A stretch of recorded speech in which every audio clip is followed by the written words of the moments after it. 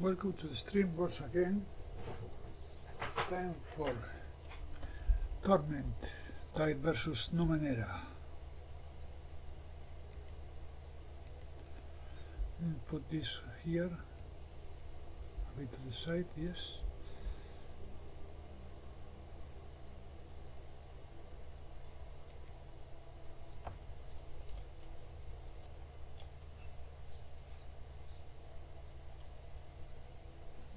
Let's see how this is going.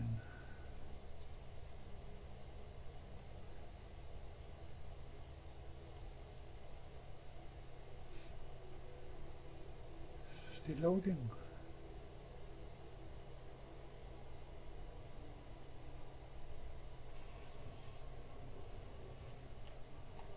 Yeah, see.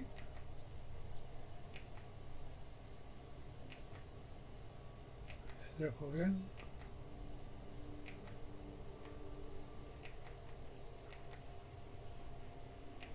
How to talk to Kian now?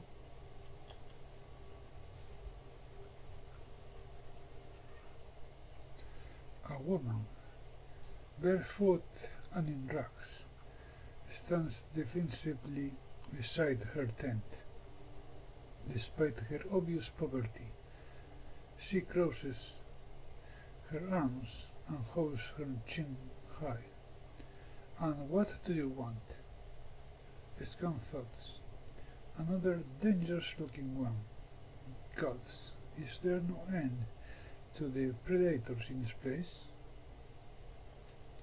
There are 4 options here. Who were those people who ran off? You look like you could use some help too. 3. I wanted to ask you some questions. 3. And 4. Nothing. Farewell. So the red one is, you look like you could need some help. Number 2. She lowers her arms. An offer of help? That's certainly a first. Yes, I admit I could use some. I've had my fill of predators and the insane. Cold tide raised at any amount. She points her chin in the direction of the tunnel that leads out of the courtyard. They're called Delny and Brob. They have been squeezing money out of me for months. Production, they call it, though obviously they only mean from them. I wish I could do more than simply cave to their demands. But as you can see, I am not exactly equipped to defend myself. It's all I can do to survive. Options here are, maybe I can help. Where did you go? Where did they go? How often do they steal from you? Why not call the guards? Or sorry to hear that. Farewell. Maybe I can help. Where did they go? Quest received. Twice the trouble. They crawled out of a hold somewhere deeper in the globe. Little Neelish, I think it's called. I'm not the sort to wish violence upon anyone, even people like them, but I hope something happens to stop them. Scant thoughts. I am some knave, hoping for help. Still, no harm in pointing one potential thought to another. Would you tell me again about Delny and Brom? Tell me about yourself, look at her closely, or farewell. 4 options again. So now I say, tell me about yourself. She gives a weak smile and courtesy. My name is Kian. The bloom's most pitiable a storyteller and self-styled innkeeper. Though I admit that inn is a far too fine a word for my little tent. Still, I can provide a meal, a bedroll, and at least a modicum of entertainment in the form of tales from my homeland. Before I came here, I was a noble woman, believe it or not, a courtier from Stirkal. She gets a faraway look in her eyes. It feels like a previous life. I wonder if I will ever find my way back. She shakes her head. I suspect not. Scant thoughts. Even if I could leave the bloom and learn the direction of the steadfast, the journey itself will be lethal. Options here are 7. Will you tell me again about Delny and Bronk? Will you tell me about yourself again? How did you get here? Where's Stilthar? Look at her closely.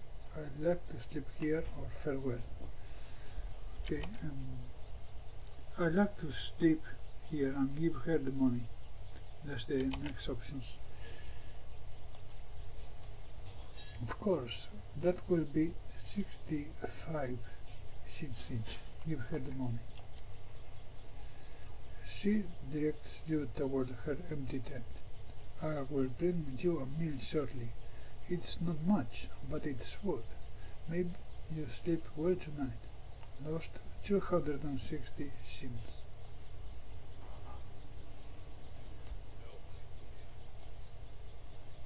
Game saved. Let's do a quick save too.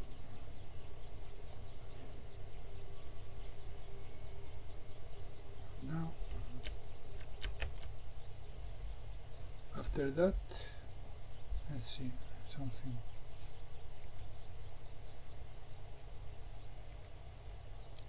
After that, let's see what to do.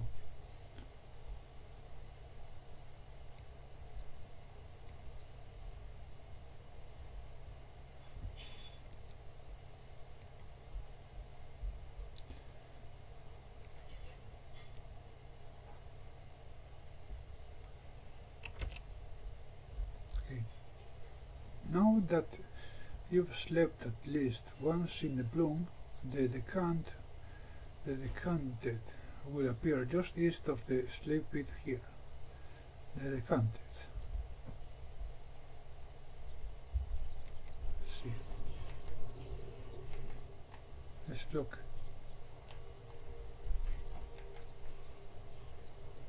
Refugee.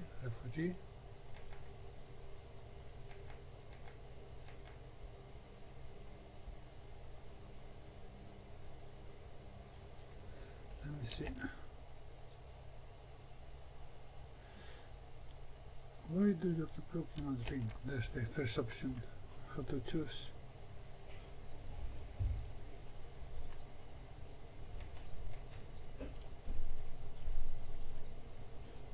Okay, that's not it.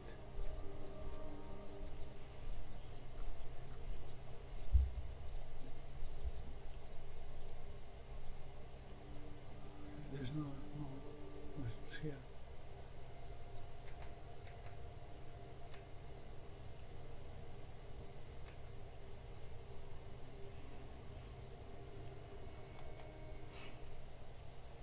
Okay, we have a last cast off, tier 3. Also need to know what to do with that.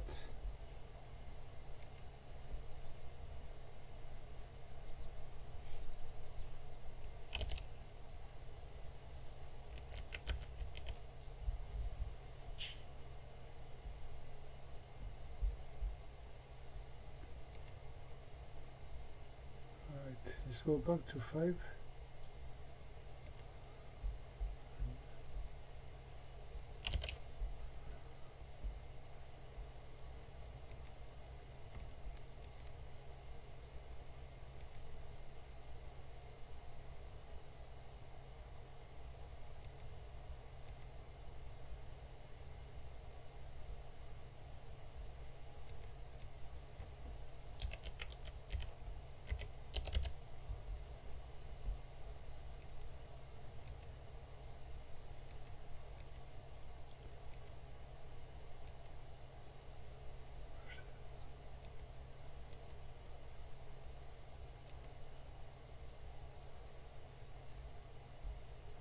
Okay, this is 4.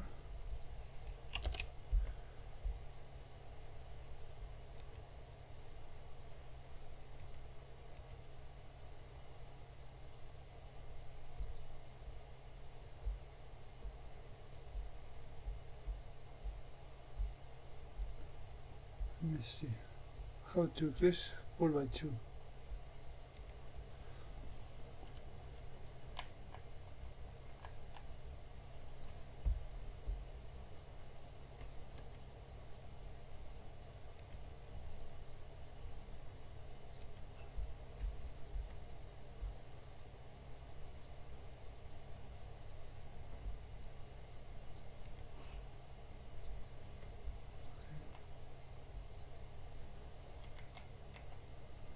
Yes.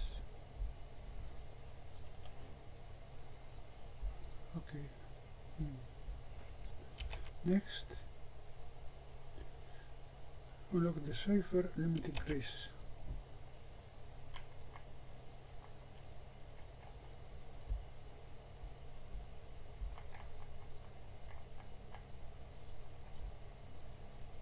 Yeah.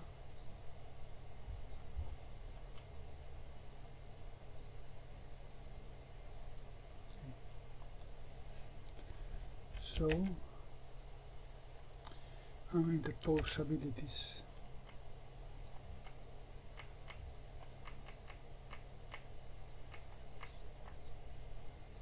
They're free. There's the interpose.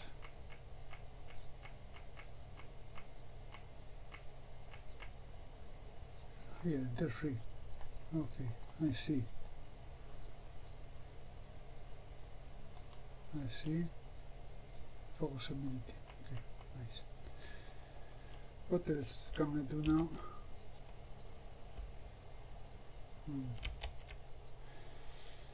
Just unlock the scanning array. Scanning array and unstoppable force. Abilities.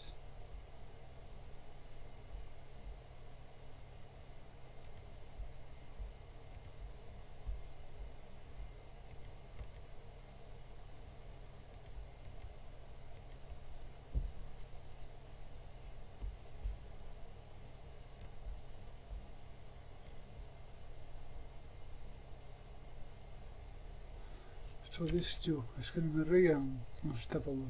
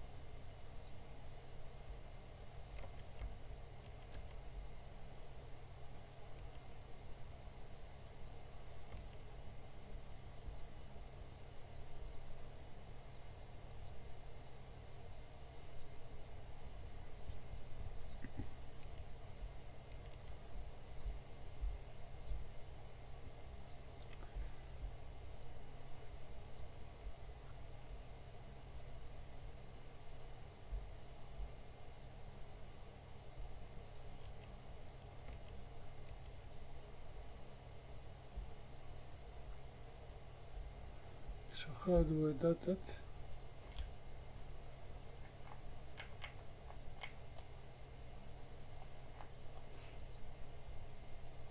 Go back. Let's go back. Probably extra forward.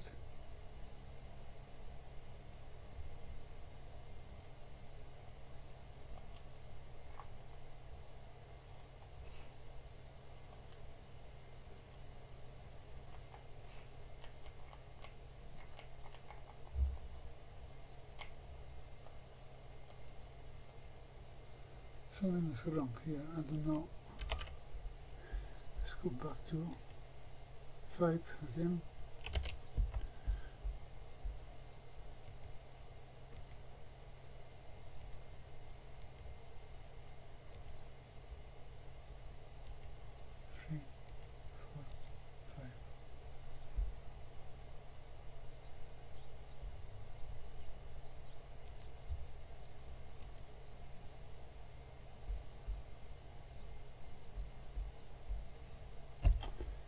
Oh, come on.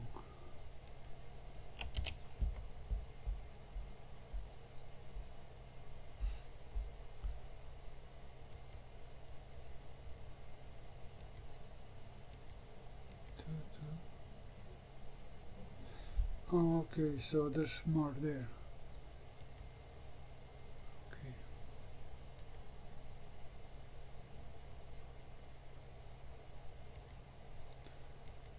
So 10, 12, 13.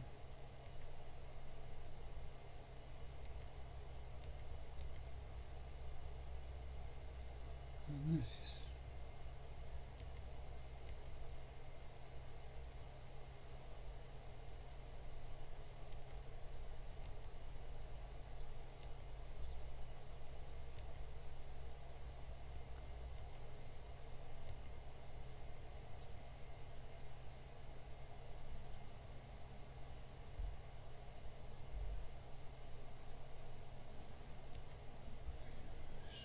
weird.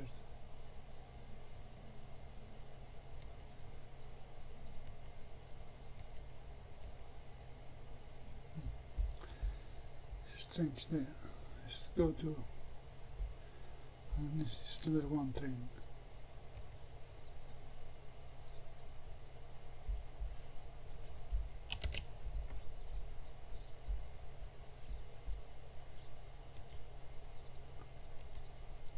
Yes, yes.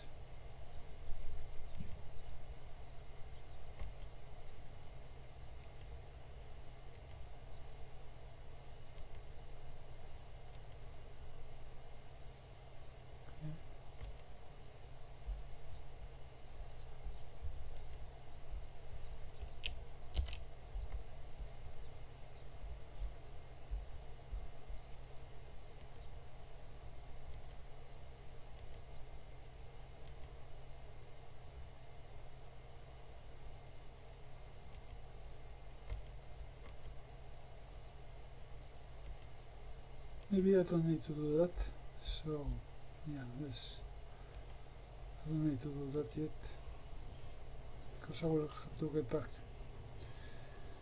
Anyway, yeah, I'm not using this for now.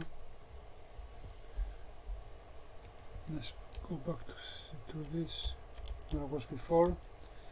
Okay, how to find the decanted. Just east of Sleep It. Okay.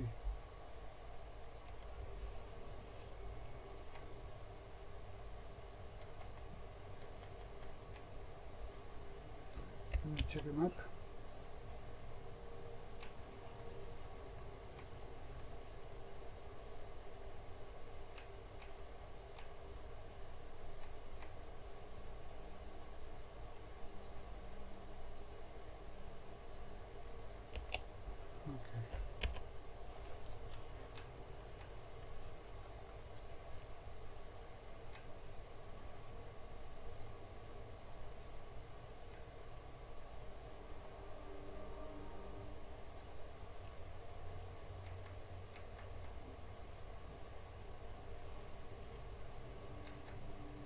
And then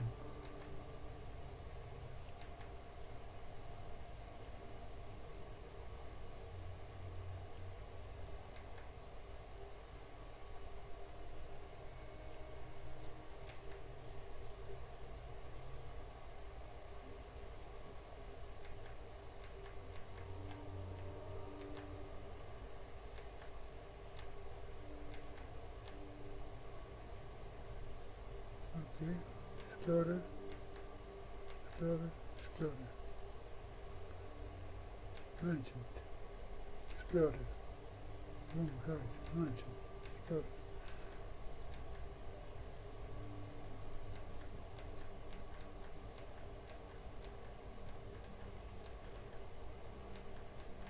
Focus too.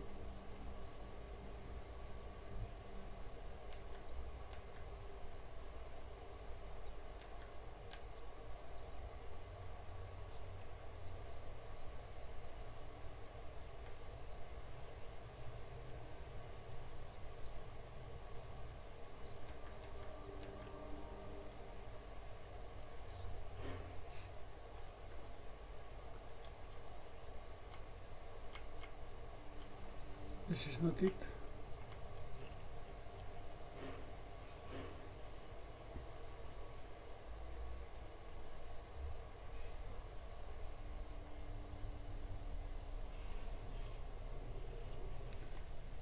Yeah, just sleep there.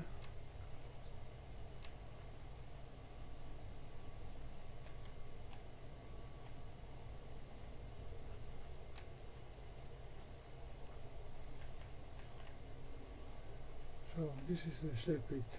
I see. Very counted. I have to look too.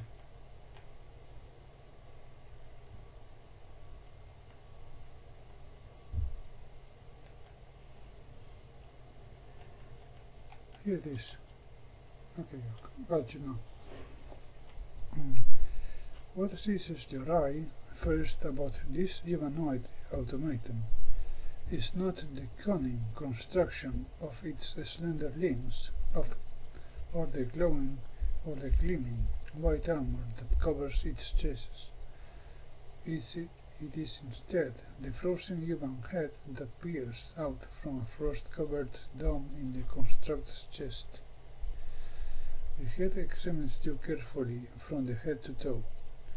You feel a subtle warmth as scanners inside in the machine assess you. The automaton's gaze shifts to Ring and remains on her for a long, long moment, then returns to you. The voice that squawks through a grill mounted atop the construct's head is flat and expressionless. Greetings. We're called the Decanted. We are here representing buyers from our society. Our clients greatly value beauty and physical fitness. A distorted howl cuts its speech short. Apologies. Maintenance for this vessel has not been optimal in recent times. Rectification to be undertaken soon. To summarize, we seek beautiful creatures to honor them. Scan thoughts.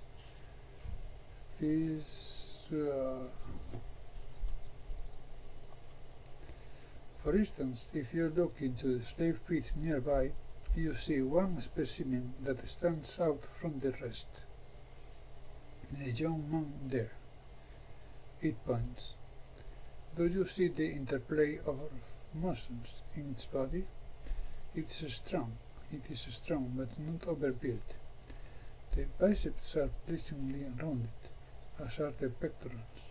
The body has little fat, and appears to be in good condition. This is popular among our clients. These are some examples of the traits we seek. Quest received. Preservation of beauty. Its grill squawks again with a plat of noise. Apologies. It makes a small adjustment.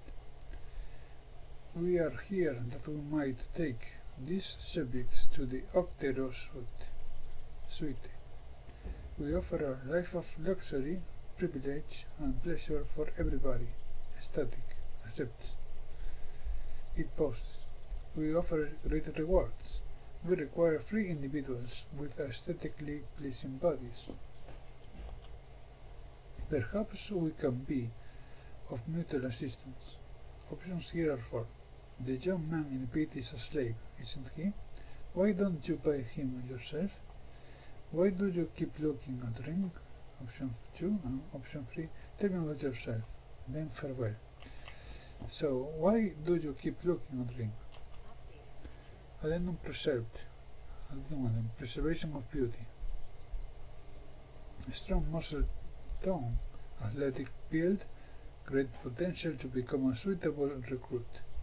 If allowed to take her, we will ensure that she grows to be a healthy, physically active woman in super condition. Okay.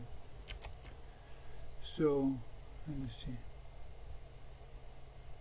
How to close this one? No. Let's see. What if I sold the ring to you. That's the right option now. Option 2. Ring's opinion of you has worsened. Oh no, you won't. I don't want to go with that dumb machine. Why can't I stay with you? I'm warning you, cast off. If the girl goes, I go too. What kind of monster are you? The construct starts taking off points on its fingers, as if it were progressing through a checklist. As a specimen in the Optero suite, the leader, girl, will be cared for well. We will help her attain her true physical peak. It is in your best interest and ours that she reach a happy, healthy adulthood. It is a better life than exploring. We have delicious sweets. She grinds her foot into the ground and toys with her godstone, ignoring the decanted. She glares at you. I said I'm not going with the machine. If you try to force me, I will run away. Wait, are you joking now? You're joking, right? Sometimes I don't understand your sense of humor. I don't understand lots of things, but this was particularly not funny. Scan thoughts. The hero will save her and turn against the cast-off. This is going to be wonderful. Okay, so after this, how to choose again? I'm not joking. I'm selling ring to the decanted. Of course I'm joking, Eritris, I don't mean it. I'm not joking. You can't do this to me. Eritris, help me. I've been waiting to rescue a damsel my entire life. He draws his weapon with a flourish. Prepare yourself. Take care of children and damsels. Your taking children and damsels days are at end. He advances on the construct. His aura pulses like a drum. Scan thoughts. Cheers! The construct squawks and bosses, stumbling away from Eritris. It cannot summon coherent speech in the face of his righteous rage, and it fumbles at its wrist as the green-faced glaive machine marches towards it. As he prepares to attack, it presses a sequence of buttons. A flash of light blinds you momentarily, and air rushes past you to fill the place where it stood. When you can see again, it's gone. Thank you, Eritris. I'm glad someone cares about me. She shoots you a bulk of disdain and mistrust. He bows down low to her. A true hero defends the oppressed and frees the slaves from their chains. Defends the slaves? Oppresses the chains? Whatever. Some people still care about doing the right thing. He too shoots you a look.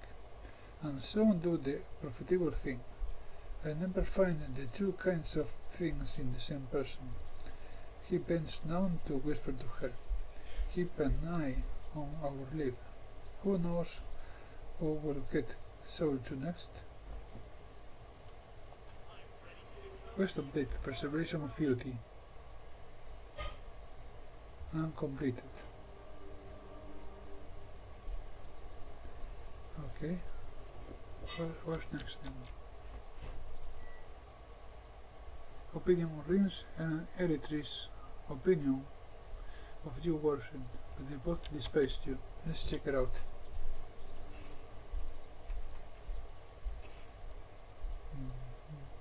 Let's see.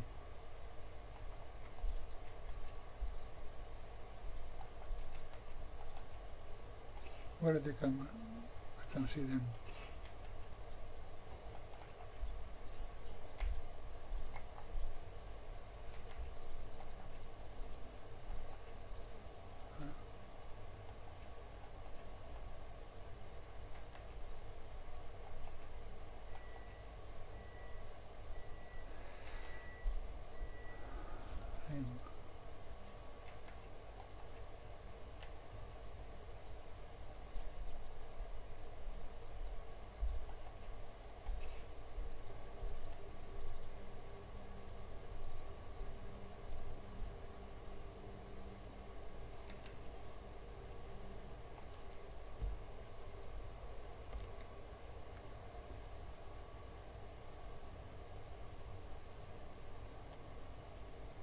Feathers.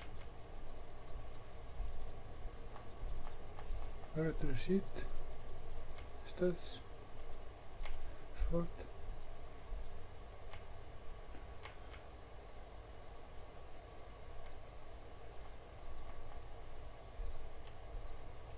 The spices, okay.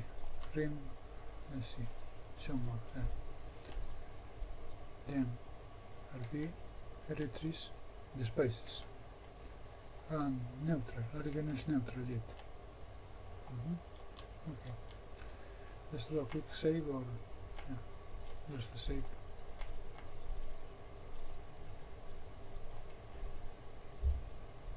Now how to exit to the north.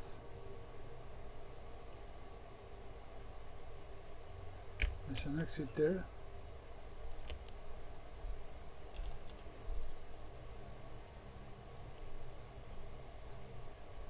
Yeah. Let me check. This is north area. Plus interior.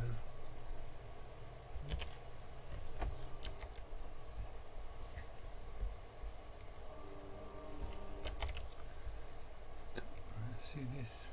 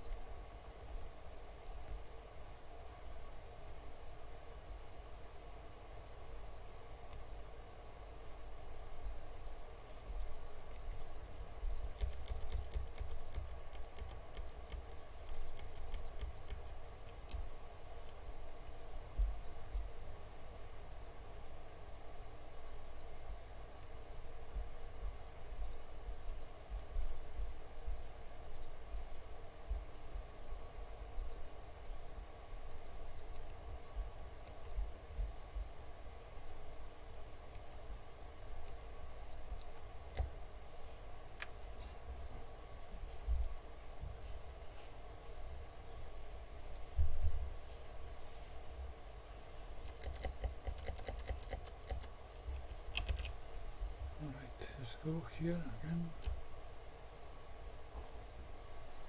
and yeah, exit not first for next area.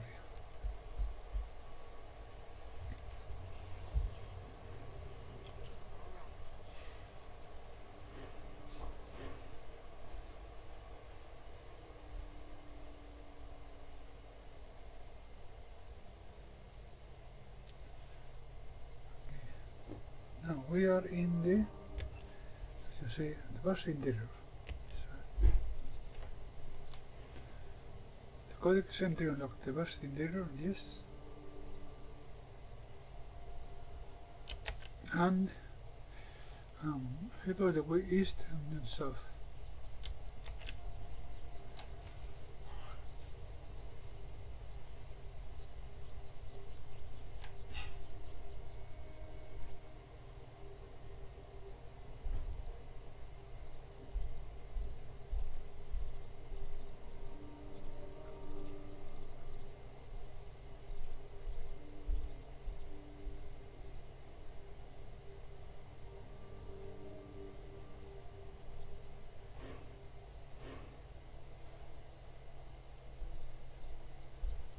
So something happens here.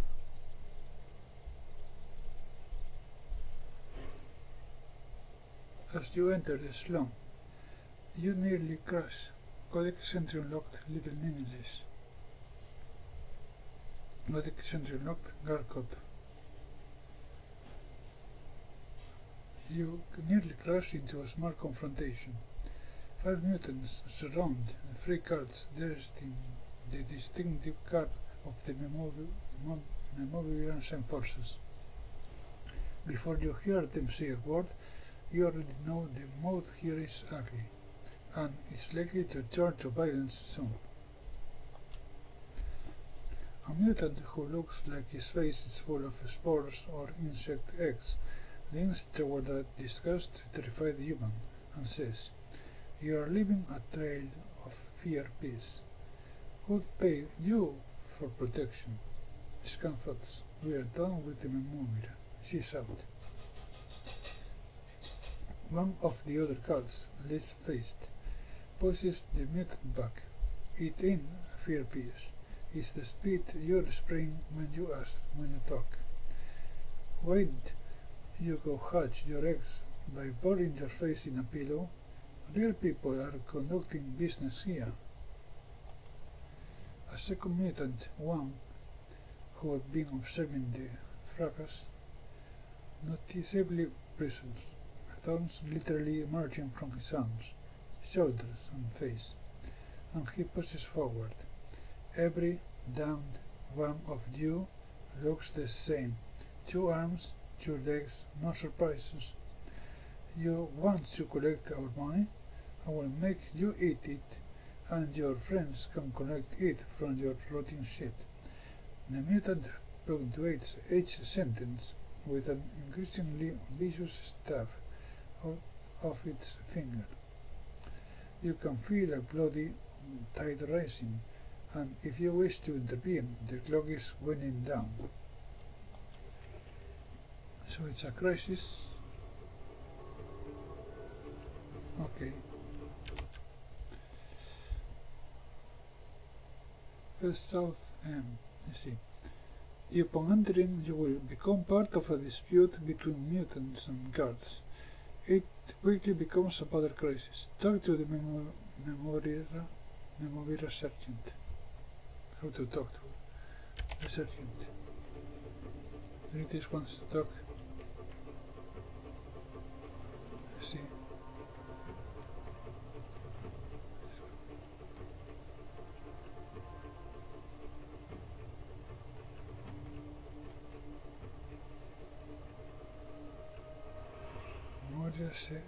Sergeant, where are you?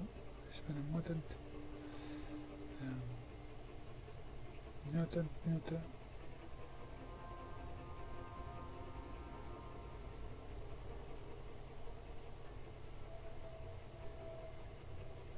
Here it is, okay.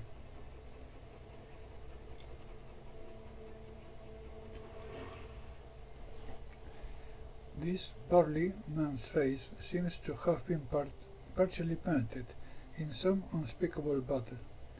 Keeping his eyes on the mutants, he says, "Ask your questions, but you might want to do it quick.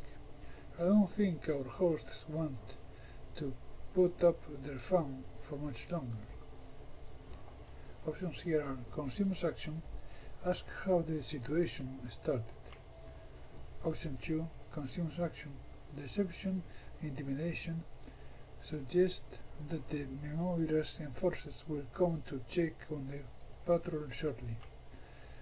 3, consumes action, ask what the Memovira does with the collections. 4, attack the sergeant and his men. 5, step away from the sergeant. So, let's see, what option should I choose? I have to side with the mutants and attack the guards. Attack the sergeant and his men. Option 4. You freak-loving lag skids. The Memovira will hear of this. So now, let's see how to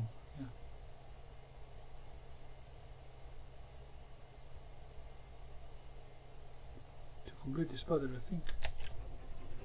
Attack.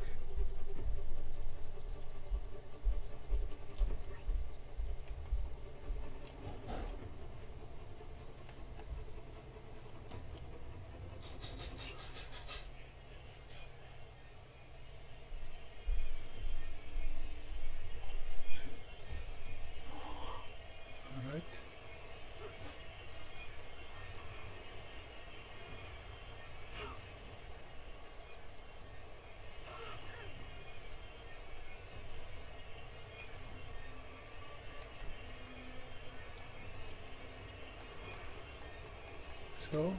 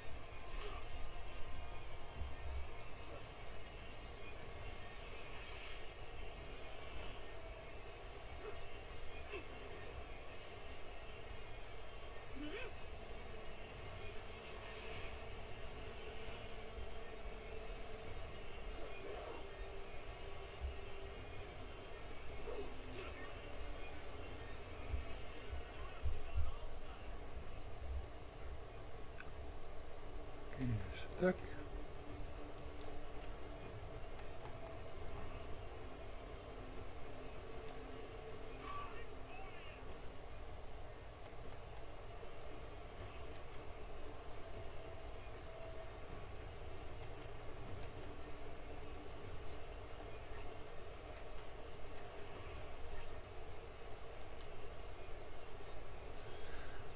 Okay, and turn.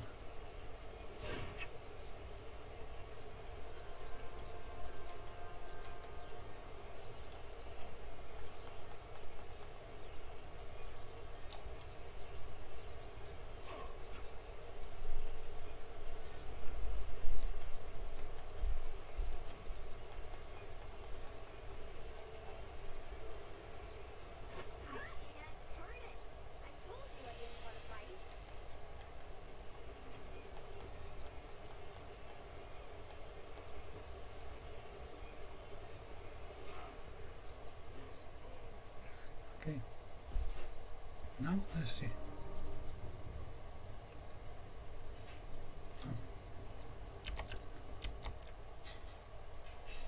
Head southwest to speak to the large teal-colored machine named Garkoto.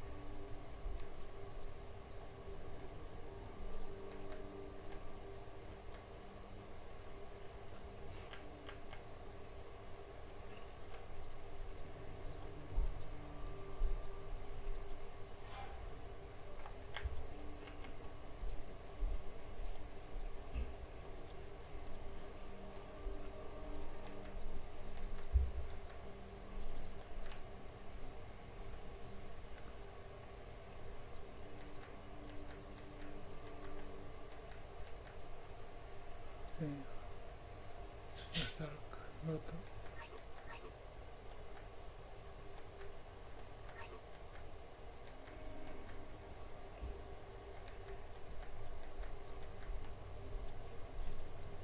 I cannot find him. Southwest, okay.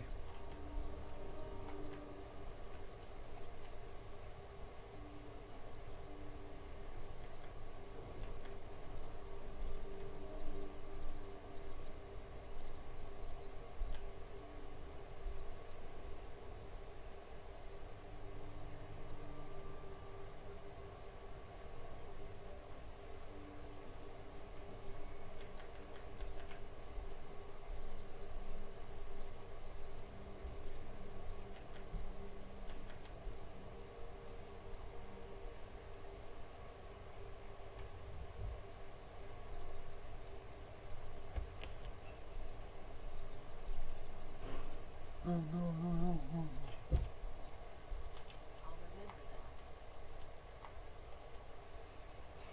How to load again.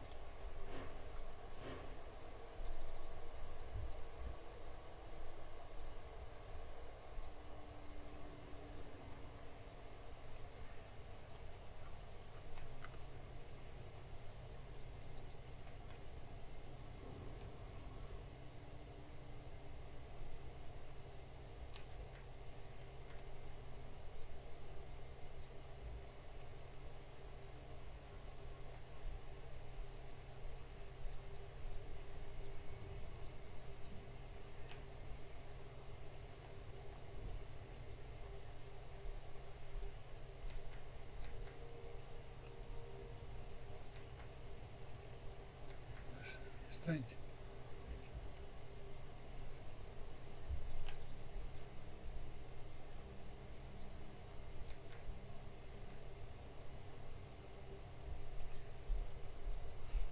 So maybe instead of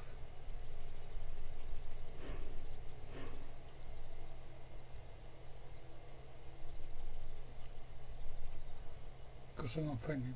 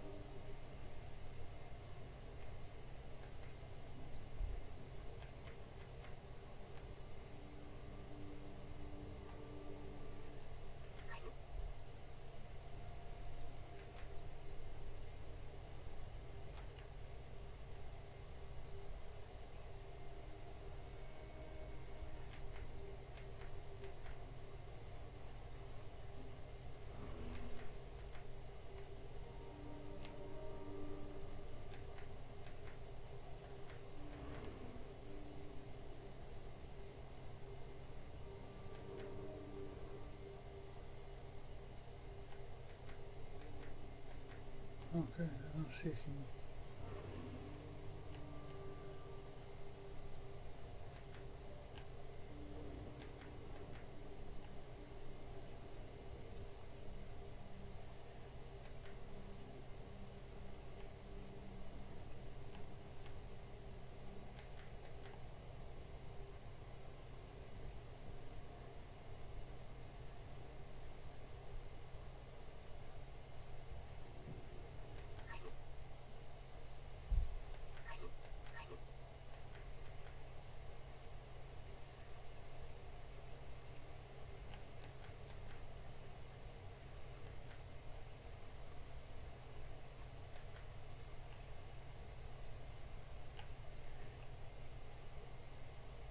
Maybe it's here.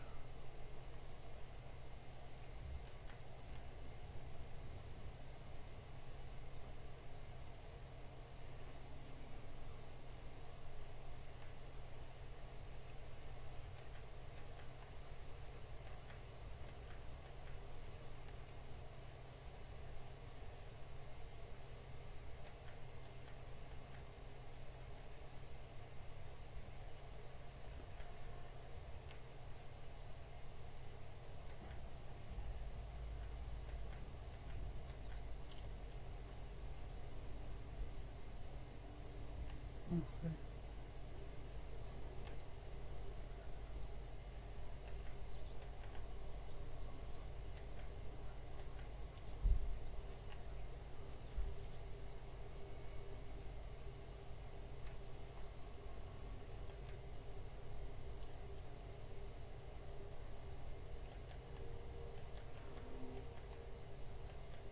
So this is okay. Haircut. Let's see. You stand before a painted spherical tank, fashioned of metal and synth. The paint is old and cracking. Inside the tank is a murky liquid, or possibly a thickened gas, and every so often you can see motion from a fluke, flipper, or a strangely deformed arm within. A cleverly distinguished grill on the front of the tank squawks out the distorted voice of the tank's occupant. It pauses and moans, drawing out some words and shortening others in a burst of static. I am Garkoto, a prince of the Fahad, and their delegate here in Little Nilesh. The voices spits and pops. Why did you fail to save the Memoira soldiers from my people? Options here are free. I wanted to see how your people fought. I appreciate a good fight. 2. The Memoira's enforcers clearly thought they were better than your mutants. I thought it was right to see the truth of the matter. Or 3. Your people deserve dignity. The Memoira will trample that with her demands. I wanted to see how your people fight. That's the first option. Okay. A moment passes, and then another. The residents of Nilesh are not always so violent. Some suggest that the air of the plume itself breathes a strange chemistry into our lungs, making us more aggressive as we wait for a new Memoira to arise. I ask that you not judge based on this encounter, and that you refrain from violence while here. Scan thoughts. I might need to be careful in dealing with this human. Red tide raised at a small amount. The flux in the plume, and thus the Memoira's weakness, is apparent in the instability of the mouse we used for trade and transport. The old mouse are closing, and new ones open to take their place. There is a new mouse here in Little Nilesh. One I would like to see opened, but the Memoira refuses to aid me. She won't even leave her fortress. But I have said enough. What would you have from me? Options here are: I'm looking for 2 thieves called Danny and Prong. I was told I would find them here. 2. What was the approximate cause of the fight between the Memoira's guards and your people? 3. Where did your people come from? 4. Why are the mouse changing and closing? 5. Farewell, Garkoto. So let's choose now.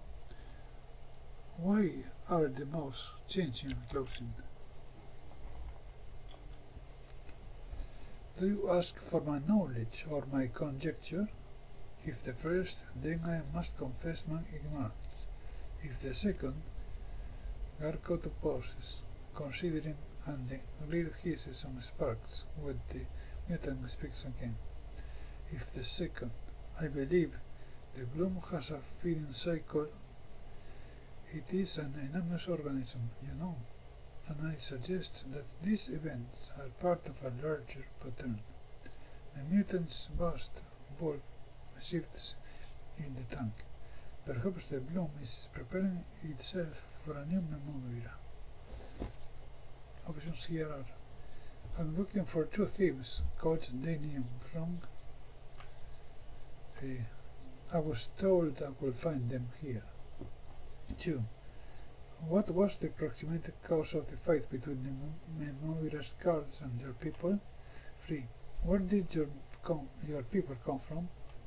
4. I'd like to hear your theories on why the mouse are shifting again. 5. Do you want to take the Memoira's place? Or farewell, Garkoto. So now exchange. What was the approximate cause? Option 2. The tank's grill spits a shower of sparks. The bloom no longer favors the Numenera. The bloom is the source of the Numenera's power. If she has no power, the obligation to pay for her protection has vanished. We pay for reality, not promises. The distorted voice crackles with an electric sigh. Perhaps our people have grown tired of the humans taking. Blue Tide raised a tiny amount. Options here are 5. I'm looking for 2 thieves called Delny and Frong. I was told I could find them here. 2. Where did your people come from? 3. I'd like to hear your theories on why the mouse are shifting again. 4. Do you want to take the Numenera's place? Or 5. Farewell, Carcota. So, where did your people come from is the next one. Option 4. Or 3. No, 2 actually. Okay.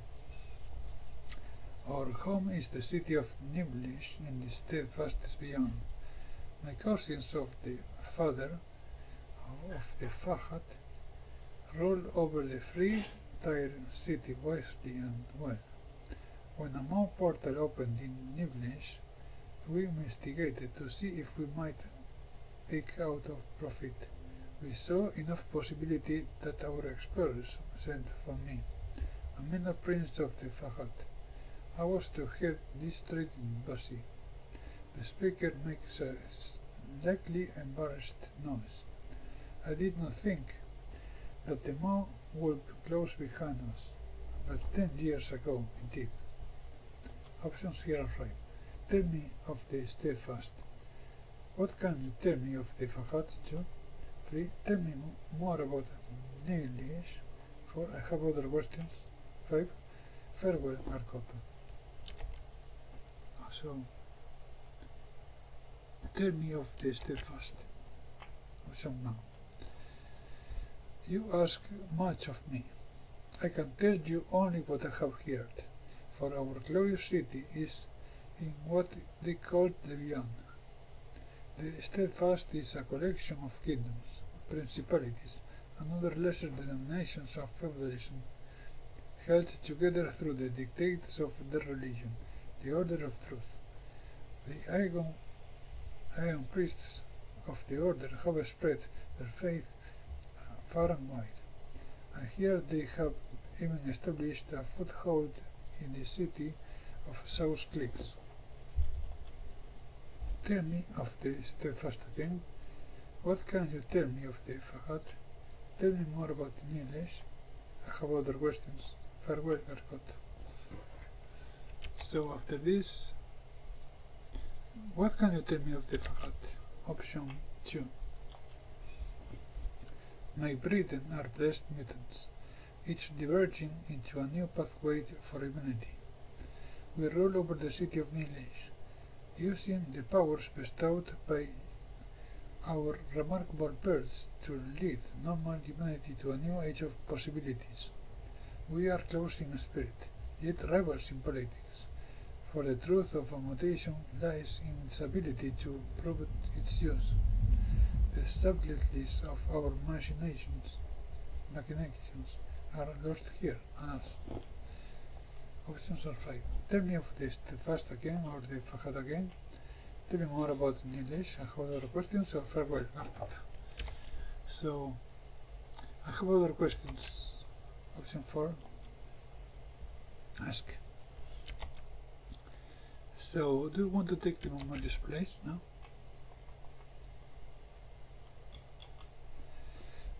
Carcota's laughter spills out in a static hiss. I do not desire such responsibility, nor do I seek the attentions of the bloom. Interesting. Farewell.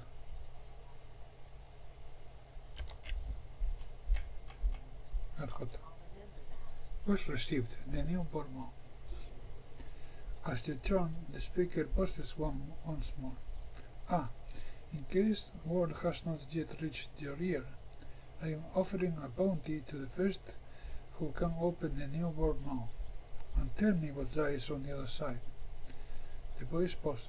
Of course, the first step is to discover what the new monk wishes to eat. Without that knowledge, it can be opened. I will look into it, or no promises. Farewell. I will look into it. Very well. Let's go save.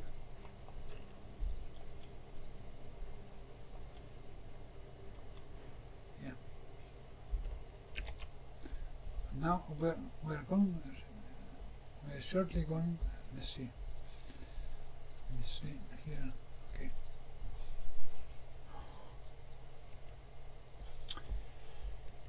All right. Let's continue an hour more or so, and see. Now we are shortly going to lose Aligernon ring, but we want to keep their ciphers, so distribute them along the last Castophan Eritrees. Okay. I see.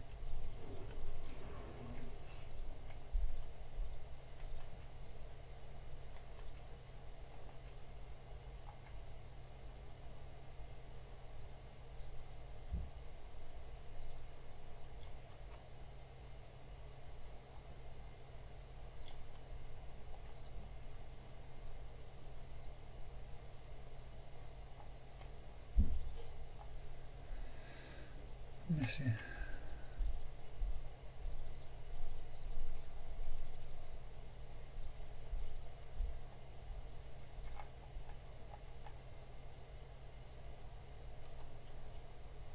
Transfer to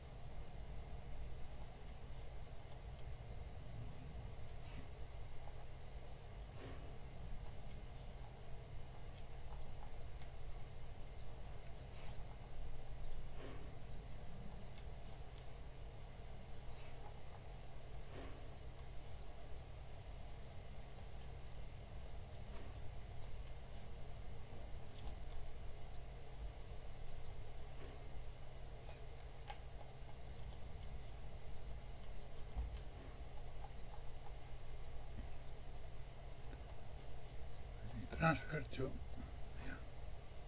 Transfer to here.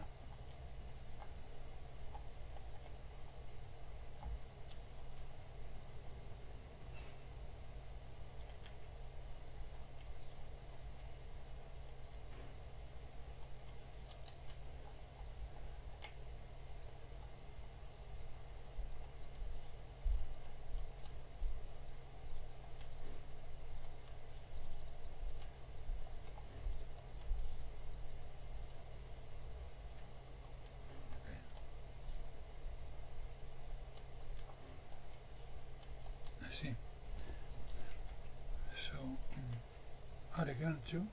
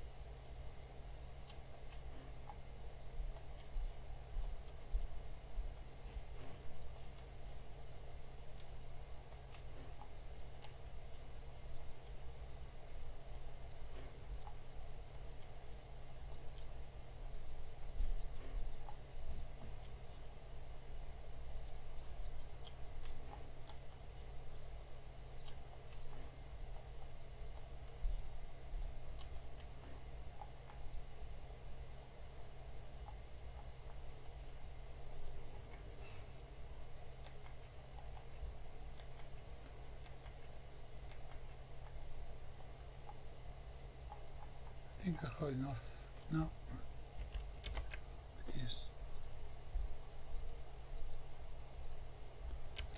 So let's save once again.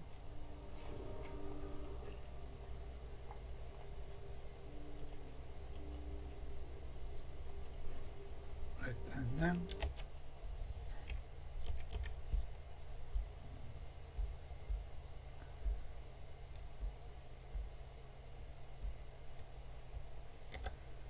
I have to go to the mouth that is on the eastern wall of this area.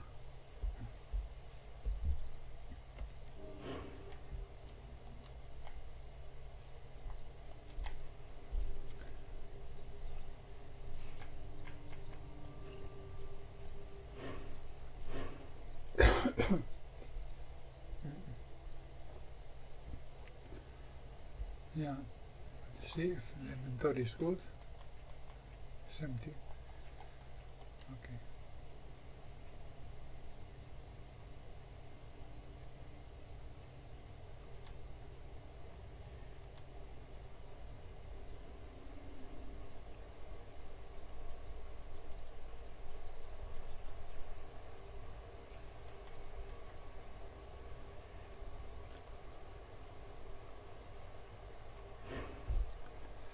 A reddened mass of flesh protrudes from the bloom of wall, surrounded by waving tendrils.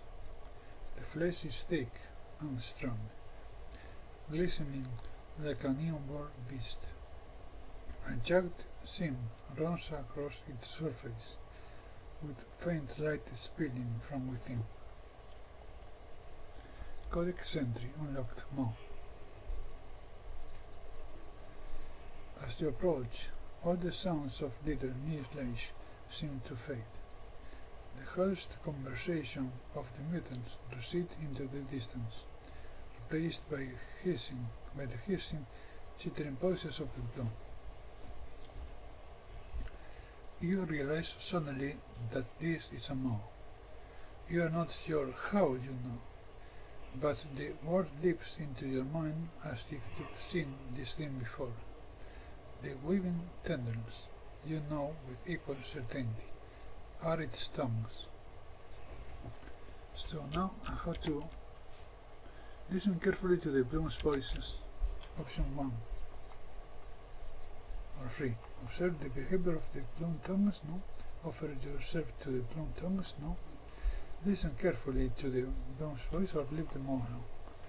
Listen carefully to the bloom's voices. The hissings and chitterings of the bloom are no different than usual, as far as you can tell. Perception. Your sharp senses provide no particular advantage in hearing the odd sounds. You realize that the bloom's voices are a psychic phenomenon, not a physical one. They are literally voices in your head. You can't detect any patterns or meanings in the sounds. They seem entirely random. Okay, so observe the behavior of the bloom tongues. Addendum added, the newborn mow. The tendrils seem to be fixated upon Alligan. They stretch toward him like the arms of desperate lovers, but he stays carefully out of reach, eyeing them suspiciously. So now, after this, I have to Alligan, I think this mob wants to feed on you.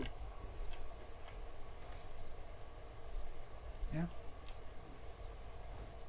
It's your keen powers of observation that keeps us all so close to you. I will stay here, thanks. His eyes follow the dance of the bloom tongues as they strain toward him, beckoning and reaching. So, Alligan, offer yourself to this mow so that we can see where it leads. Sure. Why don't you count a cracked worm? He replies. See how you like being devoured. Scan thoughts. She wouldn't dare feed me to that thing, except she probably would. Okay, options here. Deception. You will be fine. Let's cast off 35%. Intimidation. This mouth won't open until you step into that mass of bloom tongues. Deception. You will be fine. I'm sure of it. Besides, if it looks like you're in trouble, I will pull you out myself. If you don't want to risk yourself, then we will find another way to open this mouth. Okay, deception. Go to the max. 35% or 55%. Yeah. Success. I will hold you to that cast off. The instant I give the word, you'd better be there. He looks at the mouth, steeling himself. It seems to take minutes, but at least he lifts a foot to take a step. Not that he is moving, he moves with a purpose. He strides into the midst of the tongues, and they reach out for them hungrily. They writhe around him, then feasting upon him. It looks as though they sink under his skin without damaging it, and his whole body stiffens. His tattoos respond in kind, racing and skirting across his arms, reaching even to his face. The tattoos seem almost fearful. Scan thoughts. I only hope I can trust her to pull me out if it gets bad.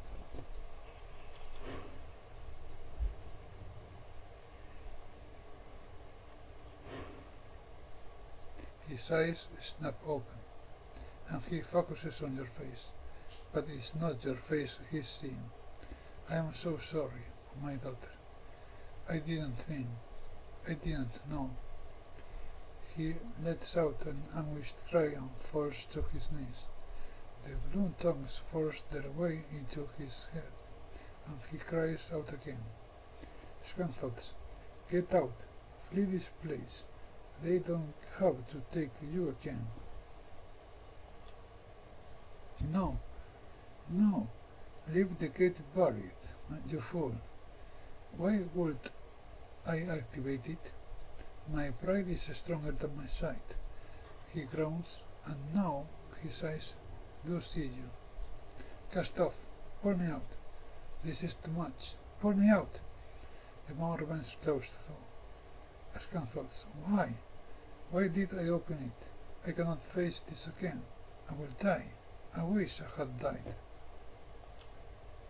Reconsider. Pull him out or leave him there a little longer. Yeah. Leave him there a little longer. The blue tongues reach deeper into Aliger's skull. He twitches and jerks. He reaches out for you, and then his arms fall back to his sides. Limp. His eyes roll back into his skull, and he relieves a scene of horror. I didn't need to open it. Those creatures, tooth and claw, blood and eyes. No, stop. These are my people. He screams peeled under his voice tears, and then they trail out into a whimper. After an eternity of moans and whimpers, the maw has apparently eaten its fill. The tongues withdraw from Aliger. He lies on the ground, moaning.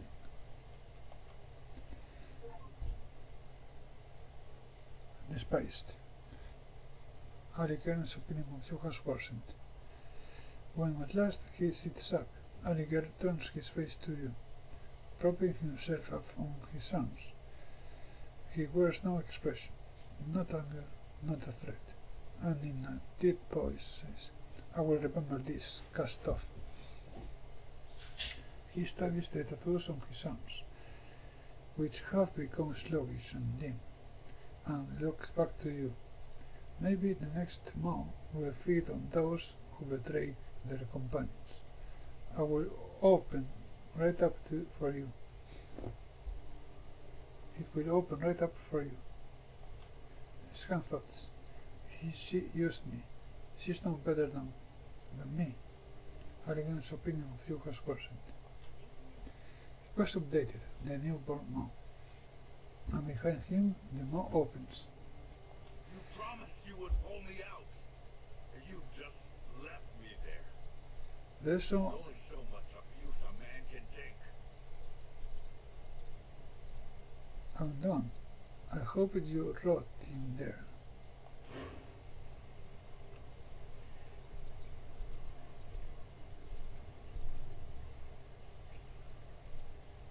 So Anagar left.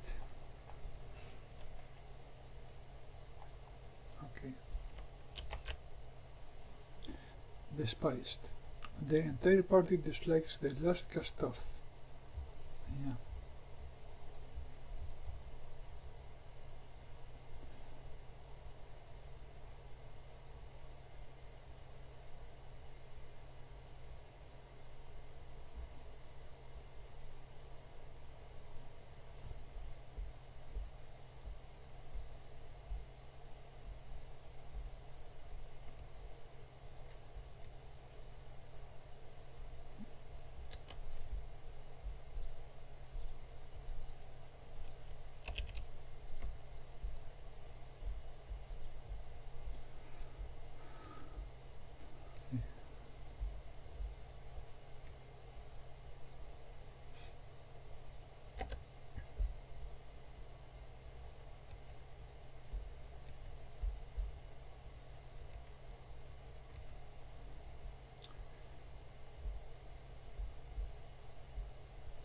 So now I have to head west into just a little to speak to Antoson, sorry.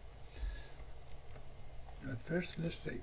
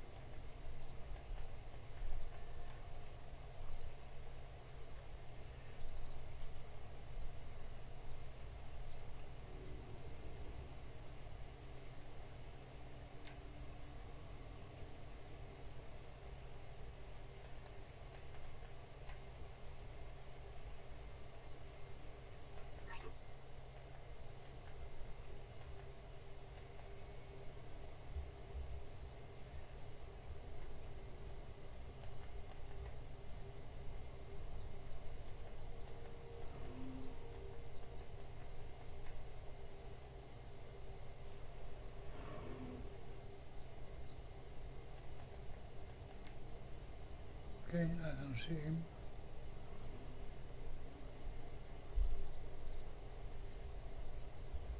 Ah, here it is. A stunning man in formidable garb greets you with arms wide open. His golden eyes stir strange, unbeaten feelings in you. My friend, he says, spreading his arms. Welcome, I am Tosun. The sound of his deep, rumbling voice makes you think of waterfall in the rise of the morning sun. Beatific and profound. It makes you feel drunk. Then you see Ren taking a step back, putting you partially between her and the man. She cocks her head to the side, still wary, but curious. Yeah. Are you trying to hypnotize me? Wait. There's something more.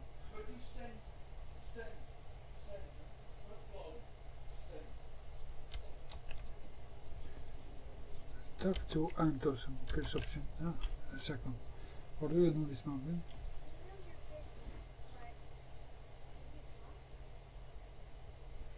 Now, what can I do for you? He says, with a puzzled glance at her. Scan thoughts. What a strange thing to do. Why is she hiding from me? Then, are you trying to tempt me? No, not trying. Trying requires effort, and the effect is quite beyond my control. He says with a slight, genuine smile. The effect is caused by my passion for studying the web of connections between people, even separated by words or, he pauses. His smile fading. Death. Even in death, connections persist. Scan thoughts. I'm surprised he's still as coherent as he is. Oh well. It's just a matter of time. His humor continues fading. He seems thinner now. Failure. Less human. His voice is a dry, papery, ancient thing. My studies took me all over this world and to lands beyond the stars before I finally came to the bloom. Here, my hunger took on a more literal meaning.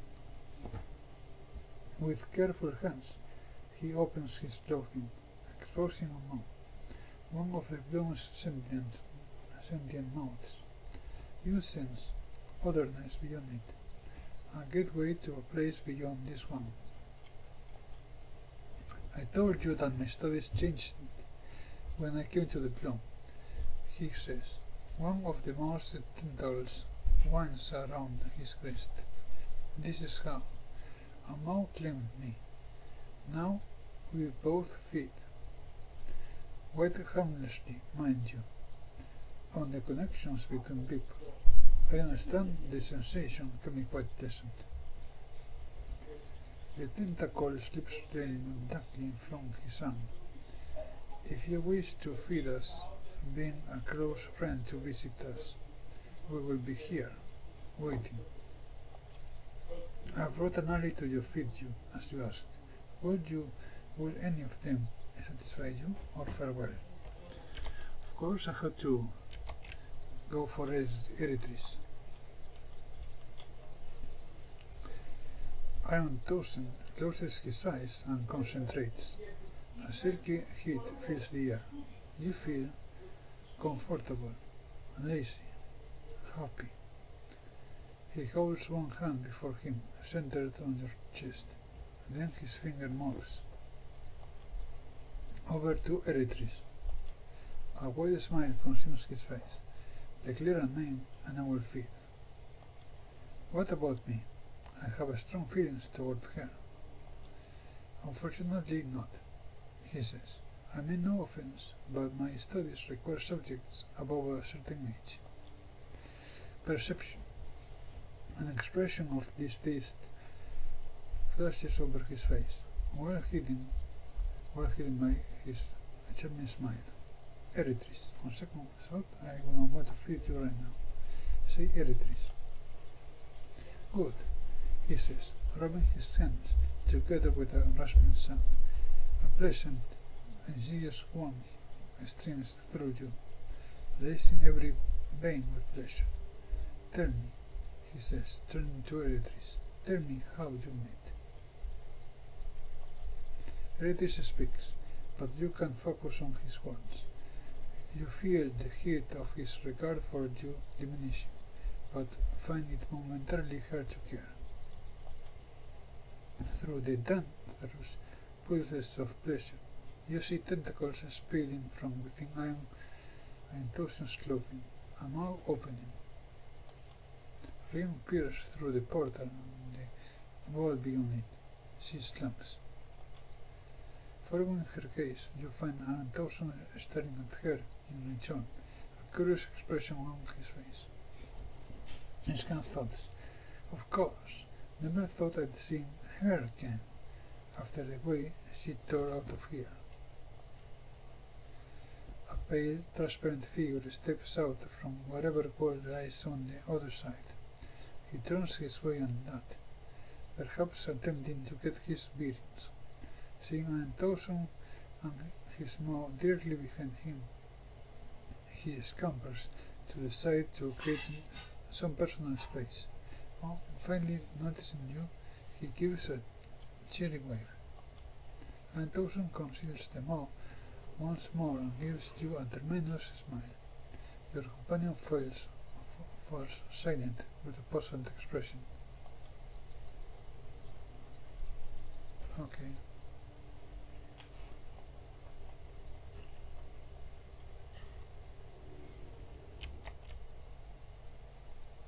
Speak to Aunt Dawson once more.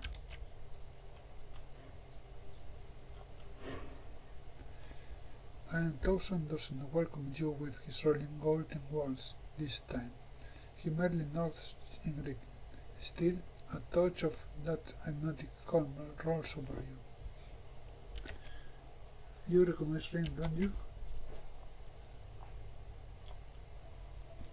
I believe I do, he says, turning to Ring. You came through me, didn't you, my dear? She frowns. What do you mean I came through you? That sounds gross. You marched from another world while I was feeding on the dying love between a married couple. He beams at her. I don't know why you ran off, he says with a frown. I would have been happy to help you find your way home after I finished eating. She pales, looking for a little horror at his clothes and the maw underneath. I don't. Her eyes widen as understanding dawns. I do remember. You were there, weren't you? But I was so afraid. I was running from something. She grabs your arm. She is obviously trying to control her emotions, but she bounces on the balls of her feet and the corners of her mouth, curl and uncurl in irrepressible grin. This is it, she whispers. My way home.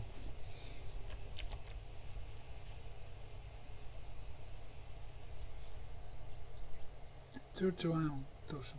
What do I need to do to send Ren home? Oh, we don't have time for this right now, Ren. We'll come back later.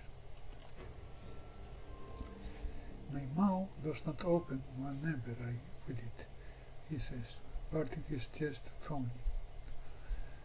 It requires sustenance, the bands of love and hate that binds us.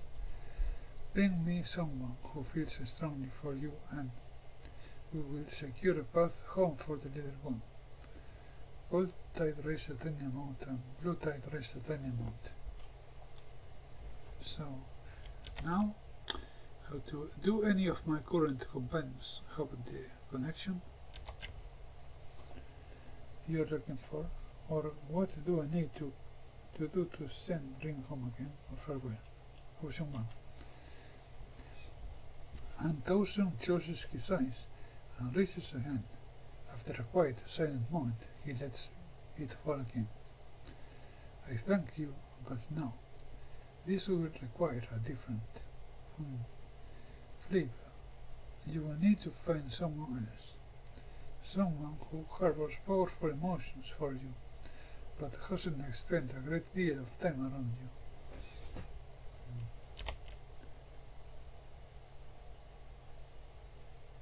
Farewell.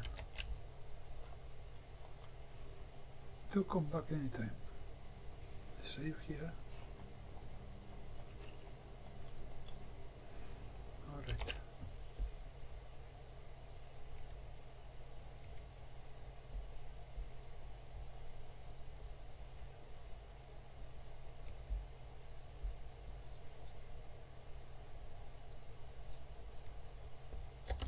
Well, then you might be thinking we're already left with Eretris, and he no longer likes us. Well, fortunately for us, there is an eager new friend waiting just nearby. Talk to Wander to your west. Let's go there.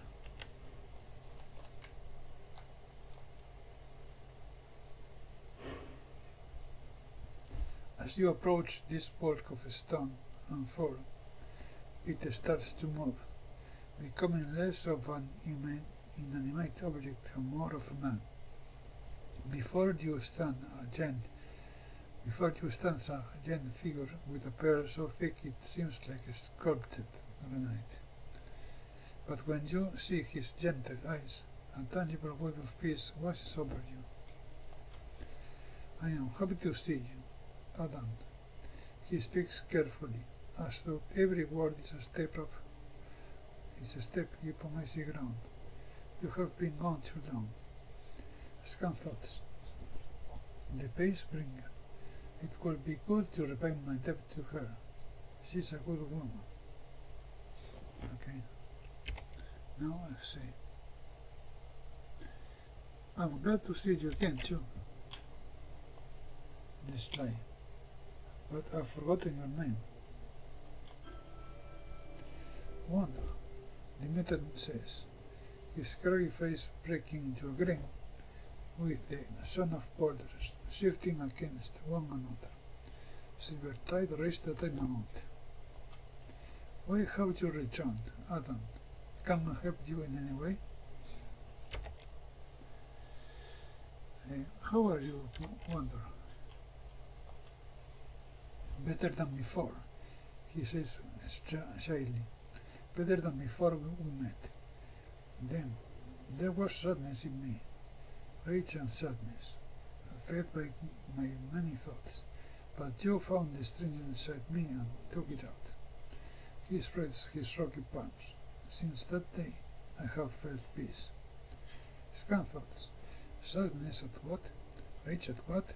It no longer matters.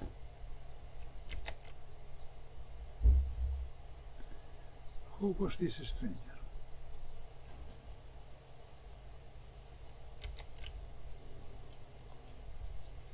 Who was this stranger you mentioned? I do not know, he says, shaking his head back and forth for deliberate times. But it entered my head, and the accent, it was heavy. It was heavy, like a golden stone. It made my thoughts faster, but sharper. They made me sad, they made me angry. The warmth of his smile ripples across his face. But you told me you could help. You took out of the device, took away the dangerous thoughts, leaving me calm. Simple joy fills in his eyes. You said you had more use for thoughts than I need.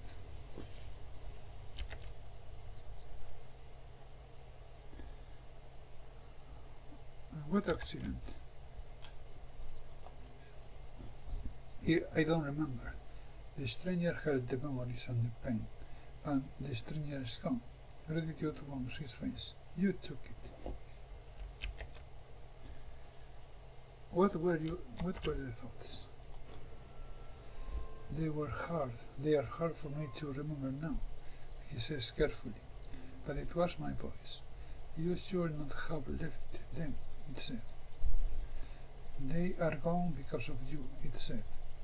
You must learn from this, it said. He shifts uneasily, but when I tried to learn from the thoughts, they increased. They shouted. They will not leave me alone. Scan thoughts.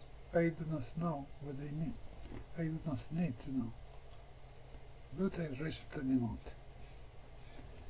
So after this, I think you can help me. Open, I'm thousands more.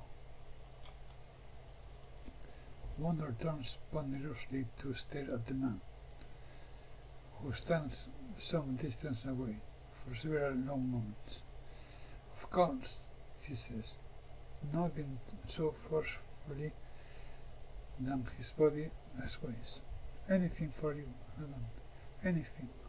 I will join you when you speak to him next. Farewell.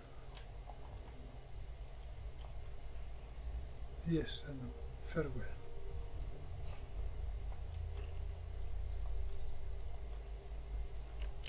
Okay.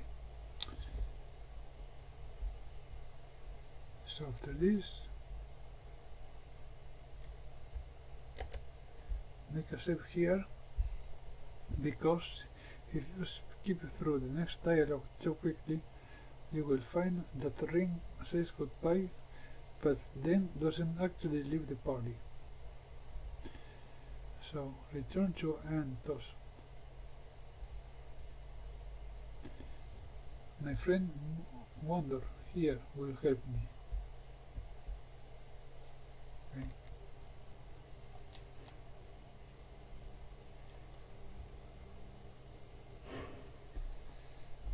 Antos doesn't welcome you. Okay, my friend Wonder here will help me feed you. Wonder shuffles over, flushed with delight at the prospect of being helpful to you. Ian Tosun asks questions of the big man, but you can't touch them. You can barely think. Pleasant warmth overwhelms your mind, shutting out everything else. The mouth peels open. You squint as a sudden bright light filters into the darkness of the plume. You breathe involuntarily as a sharp, pungent smell strikes your nostrils. As your eyes adjust, you see green, grass, bushes, and trees. So many trees, it seems like Iron Tosun isn't even there anymore. Just a window into another world. Thank you for bringing me here. I hope you find what you're looking for too. She stands, tears falling freely down her face.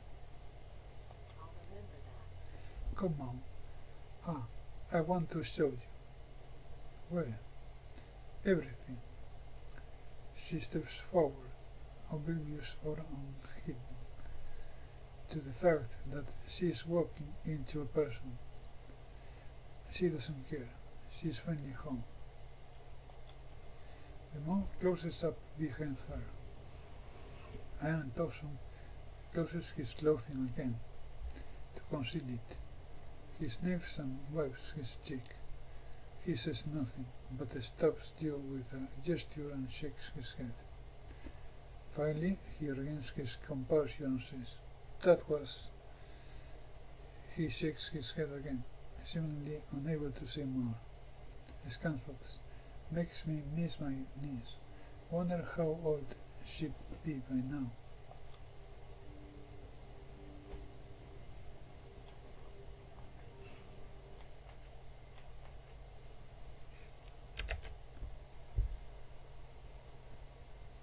Okay, so yeah, have a trophy going home.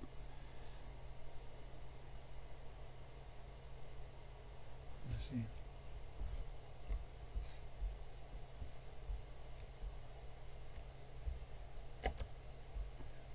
See now, here, 140. Now you want to take all the ciphers that the last cast-off has and give them to Eretris, so that he has as many as he can hold. This will make him explode and kill him. If you've been using Rim's ciphers in combat, as I've placed earlier, and thus now fallen short of a sufficient amount to kill Eretris, you can find more ciphers from Skyby in Memorial's courtyard, your entry point into the Bloom, or Sander Moon, the Elder in the Bastion Tier, the large place he rushed through to get here. Alternatively, you can just save up enough ciphers to do this when going down the beloved path. So, how to keep them to Eretris?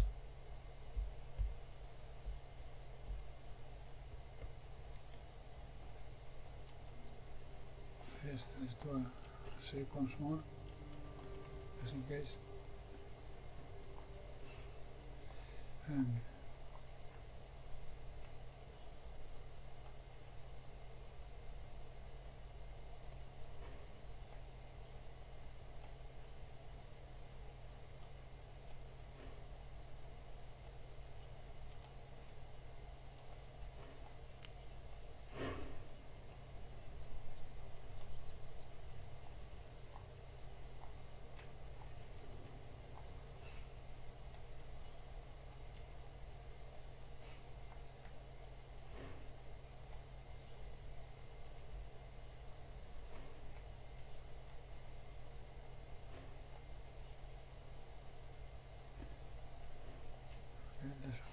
let's over here because I'm doing something wrong.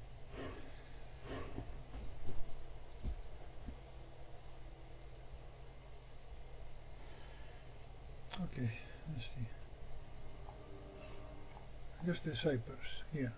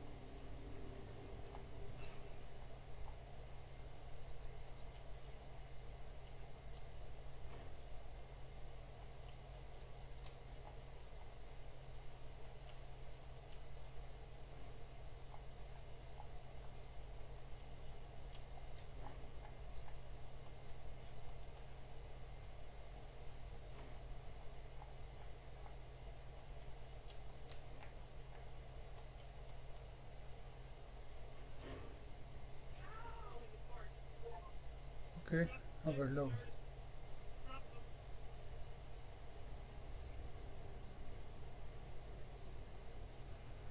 Okay, someone died.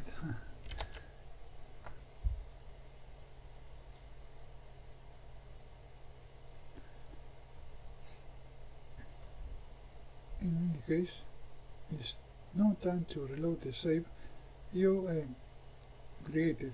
Whilst in the first cast of stone within the body of dead heroes as you were about to enter mere harvest. Instead this time, swap Arigan. Okay.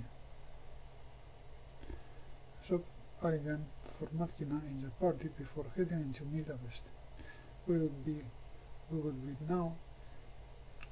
now be heading down the below path and completing the game.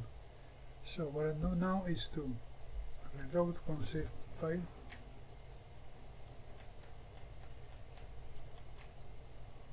and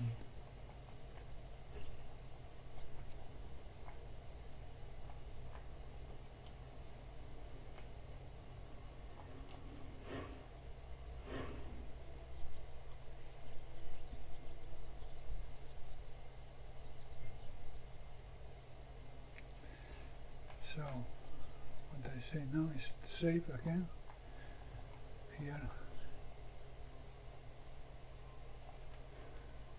and swap again for Matkina.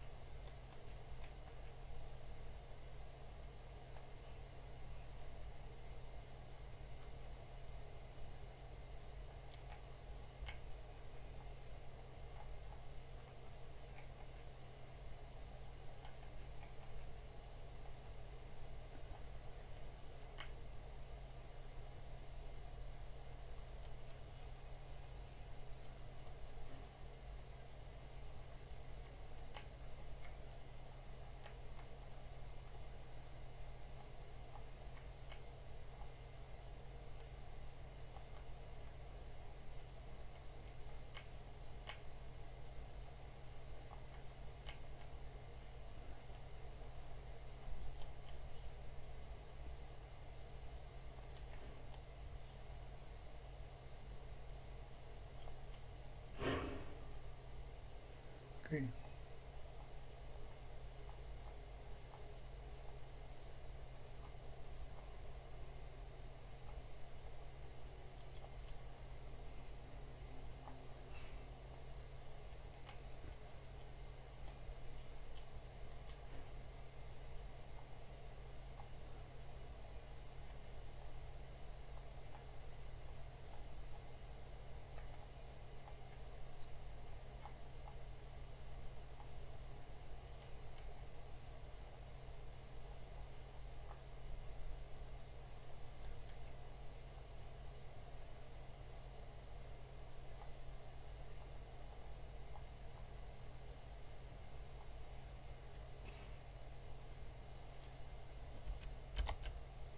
So the question is here how to swap characters. Here in Torment.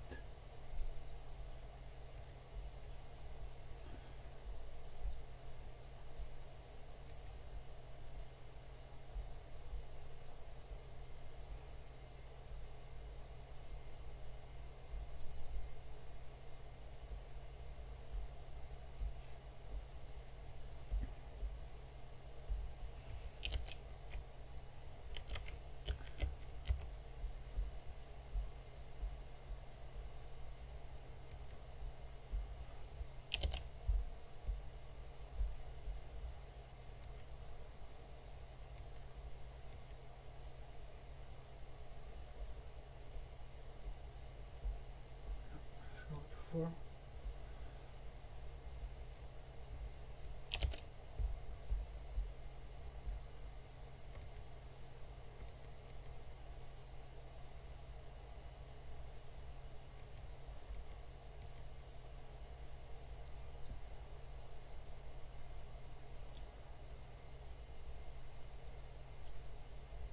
Bronze sphere. Okay, how to use that?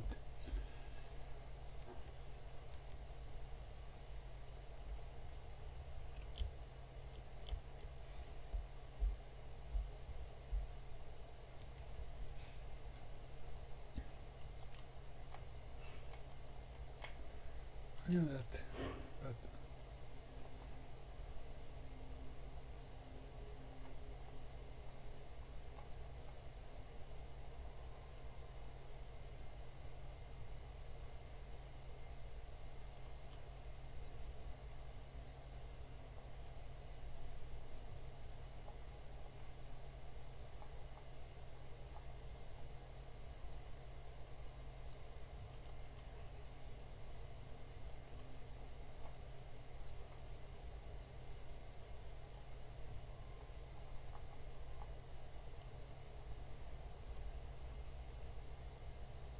nothing now.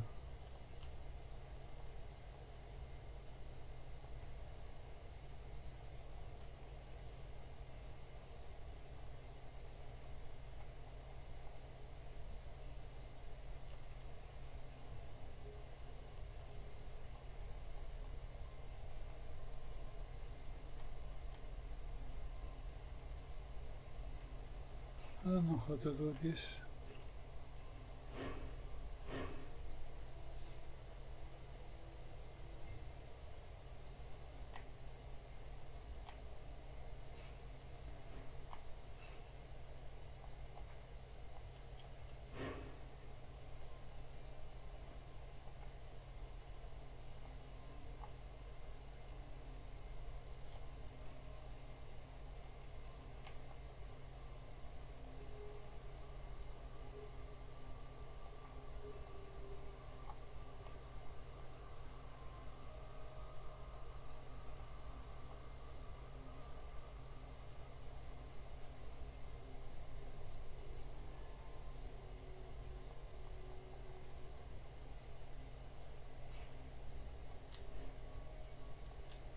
Let's see.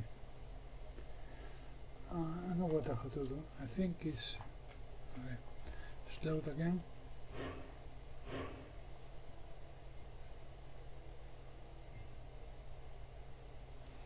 So it's going to be and again south. Have to go.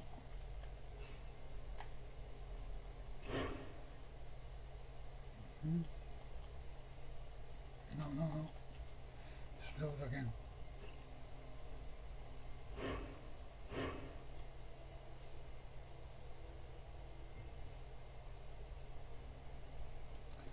By the way, this is a book, as you can see. How to choose the option. I think it's best part.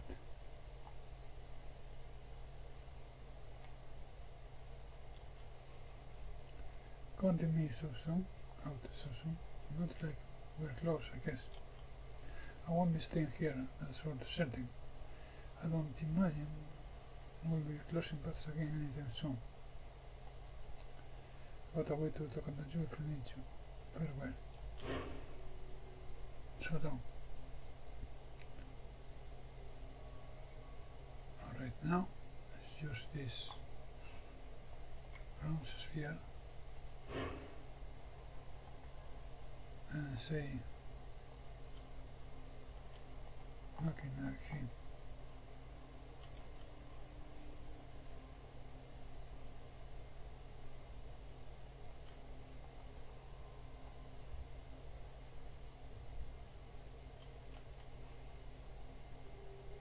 What? Numenera says inside your mind. Oh, it's still. Why not?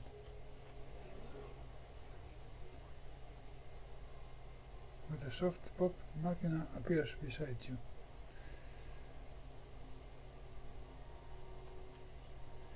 Sonic Blade. Light melee weapon artifact equipped. Value 265 shins. Physical damage 4. Free damage plus per effort applied. Max 12. Light weapon bonus 15% of weapon attacks. One hit confer sonic disruption. Armor minus 1 more with 1 round. Define long tracery that decorates. The length of the blade gives off an eerie purple light. You hear a soft humming coming from it, and you feel it trembles slightly in your grip, as if it's eager to attack. Yeah. Alright then, let's do a save here.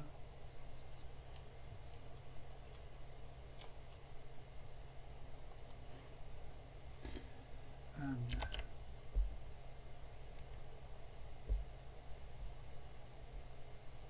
how to make the best.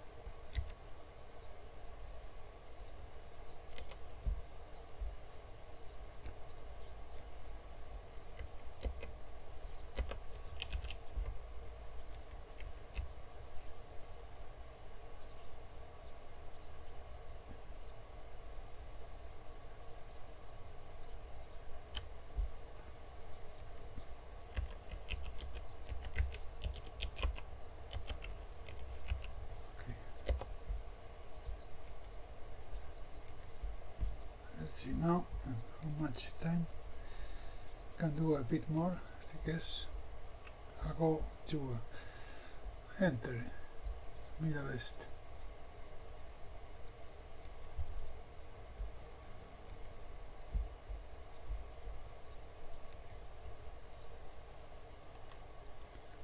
See again.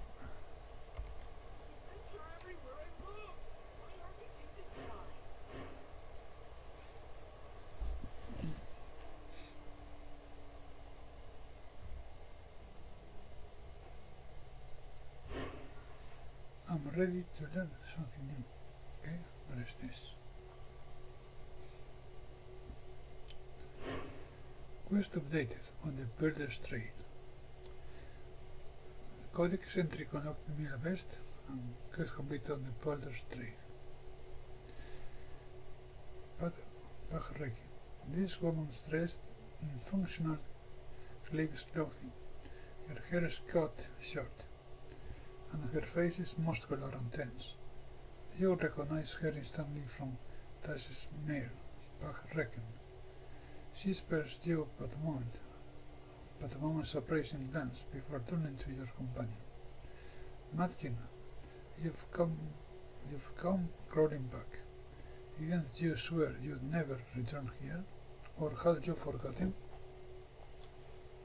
I did promise. Then I remembered that none of you had ever bothered keeping your vows to me, so what's the point? Anyway, what you been up to? Burning a few villages full of innocent civilians? Or have you graduated to grander atrocities? Scant thoughts. I'd kill her right there, if I thought I could get away with it. Another time. Just trying to keep our creator, the coward, from committing any more of his war crimes, as usual. Looking at the largest picture, instead of serving my own self-interest. Maybe someday you will learn how to do that, though, considering your friend here just muscled her way through the locked portal, making our sanctuary even more vulnerable to the sorrow. I don't think it's likely. She turns to you. You know you're traveling with a traitor, right? You can read no thoughts from her. They're muffled, as though something were interfering with them. So options here.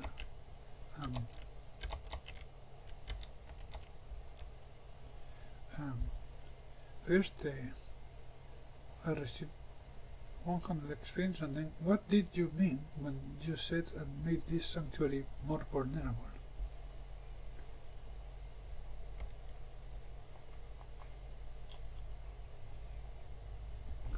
There are rumors that sorrow activity has increased recently. I don't buy the stories, but many of them do. She points a thumb behind her to the other cast-offs. Your brothers and sisters, your family. Even if the sorrow isn't more active, it's still active. And they came here to be safe. Did you think the portal was sealed against you alone? Or did you think about anything but your desires? We sealed it for a reason, but I suppose you consider yourself too important. Why do you care if what I think? I have my reasons for getting here. And no doubt they are good reasons, important enough that you threaten the wrong place where we've been safe from the sorrow for centuries. Frankly, I'm not that interested in hearing them. Okay. Will you call Martin a traitor? Why? Oh, didn't she tell you? She used to be under my command, but she turned on me, preferring to befriend monsters in human skin. And rather than step aside for the greater good, she attacked her fellow fighters. Tell me, what would you call someone who turns on her own? Actually, never mind. I don't care. So now, I know you. I know what you did in Quan Village. Oh, Martina told you? What a surprise. She is generally so quiet about her feelings. She adjusts her sword belt. Coln was a pity, a tragedy, but it had to happen that way. I've been a warrior for most of my centuries. I know about making sacrifices in service of a higher ideal. I've stopped losing sleep over them. Live long enough and you will understand. Okay. Sacrifices? Some might call them war crimes, and you a monster. Those people hadn't had to deal with my problems, and if some call me a monster, what of it? Most who care about these things are mortal. They will be dead in a few years, and I will still be living. What does their opinion matter then? We told Makina that centuries ago, and still she whines about her mortal friends. Cold Tide raised a tiny mouth. We're mortal too, Pug. Or had you forgotten the first? In fact, weren't you responsible for that Aridan's death? Her eyes narrow. She pulls her plate halfway out of his sheath, then pauses. The muscles of her face twitch, and she's beating hard on her cheek. She shoves the blade back down. If it weren't for a delicious piece, I will kill you right now. She spits a mouthful of blood at Makina's boots. You don't know anything about friendship, Makina. You don't know what it costs. Okay. Friendship? You weren't the first friend, were you, Patch? You were her subordinate. What would you know about friends, infant? How long have you walked the earth? A few days? A few weeks? You have no idea about the sacrifice, but you will. She leans in close. Someday, you will. Then she draws herself erect in full military bearing. Go talk to Adris. Thank her. She is the only reason you are still breathing. I have one more thing to say to you, and I want you to mark it carefully. The changing god, the coward, intends to kill us all. If you meet him, don't trust him.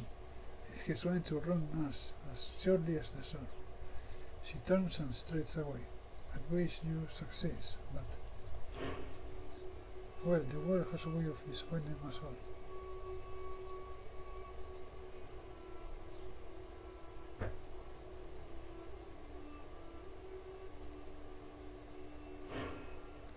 Codex entry unlocked. Path Racket. Marketing's opinion of you has improved. Nice. What did you say to Pug? You took my side. Why? Scan thoughts. Does she need my loyalty? It is akin to her. What? Is it akin to her? What? So, the Sanctuary of Mirabest main quest begins. Makina will take you to one side. You're with me. I stick by my allies, I have to say.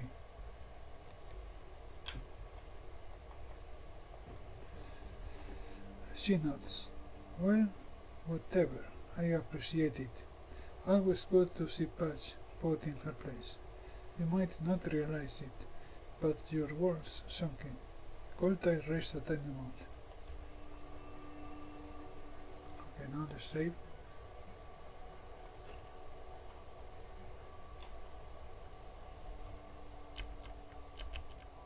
Okay, that's it.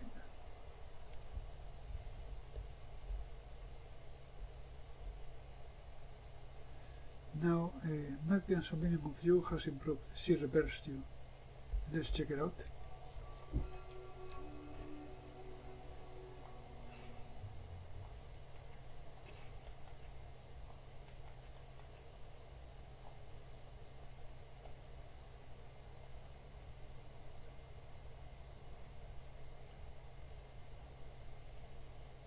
Repairs the Alaska stuff.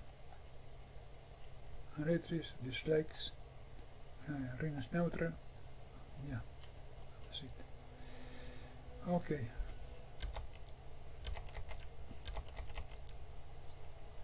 It's 2 hours of stream.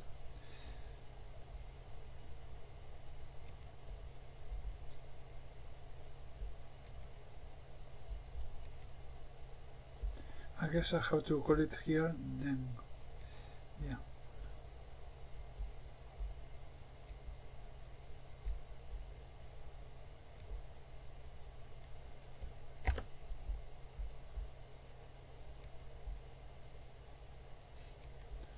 So it's been a pleasure, and see you next time everyone. Take care.